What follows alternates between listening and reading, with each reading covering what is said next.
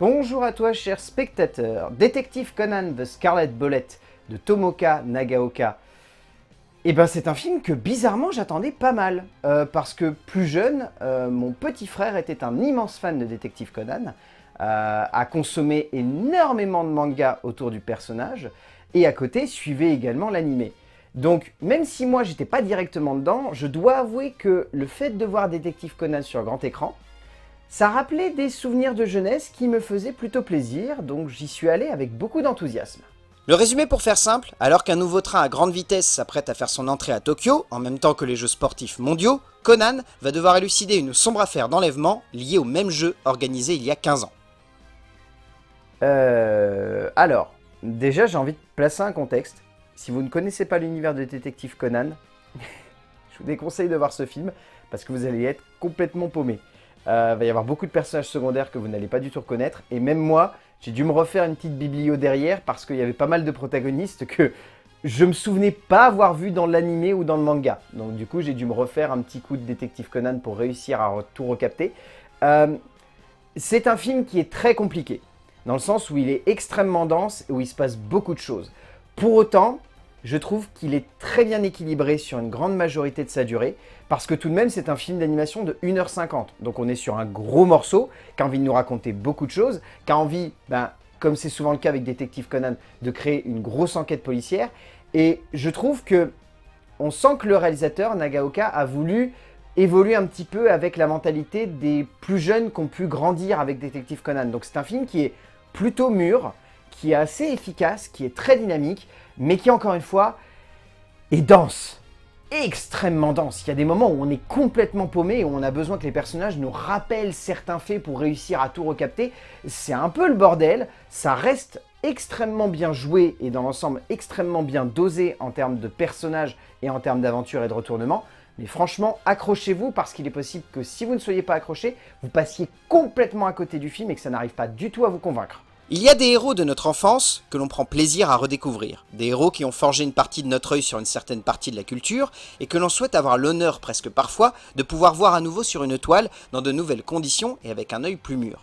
Cette nouvelle adaptation du personnage culte de Aoyama, porté par Tomoka Nagaoka, est une œuvre intéressante, haletante, particulièrement soignée et intense dans sa catégorie, mais d'une telle densité et parfois même d'une telle complexité qu'il semble difficile de tout suivre sans avoir constamment un rappel des faits.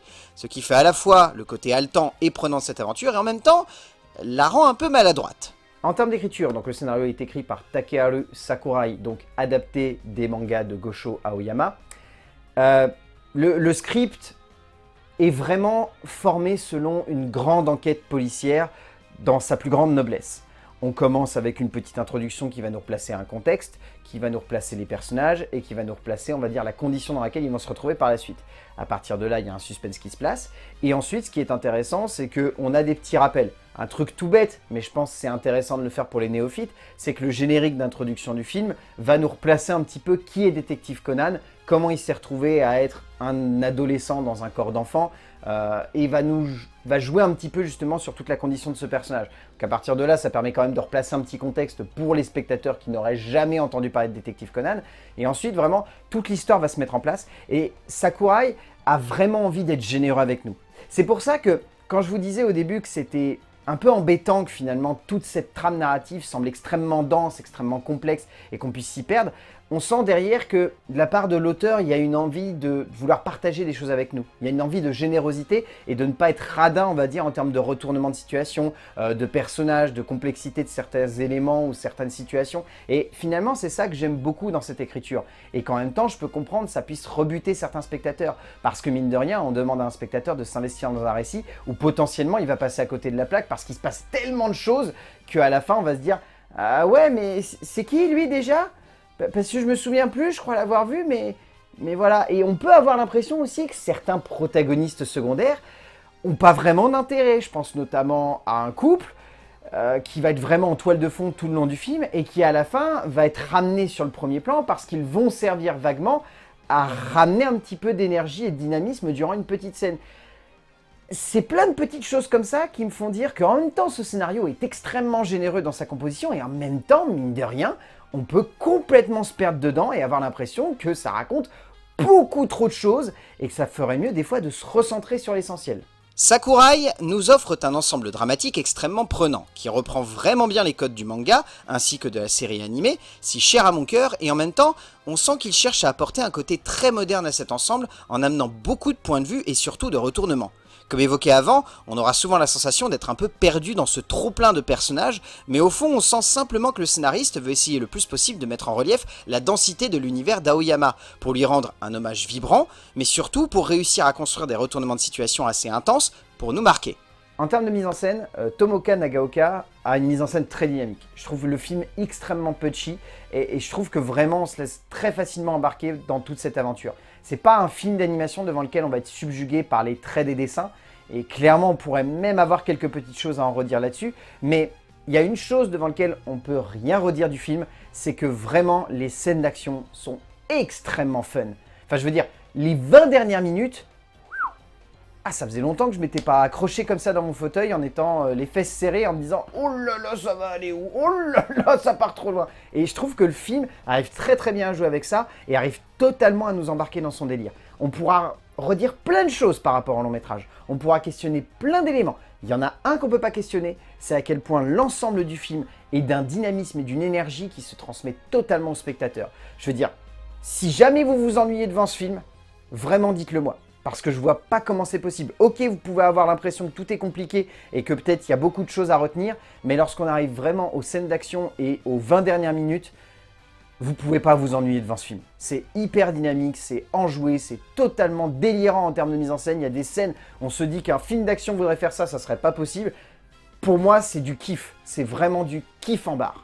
Nagaoka ne cherche pas tant que cela à jouer avec une animation novatrice dans le genre, optant pour une vision très animée de son ensemble, ce qui peut donner la sensation, notamment dans les scènes de dialogue, que l'animation est un peu trop en boucle et n'a pas assez de détails sur les personnages. Néanmoins, les séquences d'action comme évoqué avant et l'ensemble de la dynamique qui permet de construire une tension palpable entre les personnages et les retournements, tout cela tient très bien l'ensemble du métrage pour une mise en scène qui nous plonge à bras-le-corps avec ses héros, le temps d'une aventure certes dense et complexe, mais terriblement rocambolesque et fun à suivre. En termes de casting, donc j'ai vu le film en version originale, j'ai beaucoup aimé Minami Amabe, il y a aussi Shiyoshi Ikeda ainsi que Wakana Yamazaki, qui sont les 3 doubleurs secondaires qu'on retient le plus, parce qu'ils portent vraiment les personnages les plus importants de toute cette histoire. Et après, bien évidemment, on retient surtout le doubleur principal du film, qui je trouve, au-delà d'être très bon, arrive très bien à porter un personnage qui peut être tout de même compliqué à mettre en place en tant que doubleur. Minami Takayama est excellent dans le rôle de Conan, le jeune acteur apportant beaucoup au personnage, construisant une personnalité toujours assez bien sentie et ambiguë avec son passé, développant ainsi de multiples facettes à son interprétation vocale. Au bout du compte, Detective Conan The Scarlet Bullet est un film que j'ai trouvé vraiment fun. C'est vraiment un long métrage devant lequel je ne me suis pas ennuyé, mais encore une fois, je tiens à le redire, il faut vraiment s'accrocher. Parce que il y a beaucoup de choses qui se passent à l'écran. Par moments, ça peut être très perditieux et on peut avoir la sensation d'être complètement paumé au milieu de tout ça. Donc restez bien attentifs, laissez-vous embarquer par le film. Même si parfois l'animation, notamment dans les dialogues, peut sembler un poil fébrile, je trouve tout de même que dans son ensemble, Detective Conan The Scarlet Bullet de Tomoka Nagaoka reste un film très fun, très bien foutu, avec vraiment beaucoup de scènes d'action extrêmement bien shootées. Donc ça vaut quand même le coup d'œil. Donc si vous avez l'occasion, allez le voir au cinéma. A plus!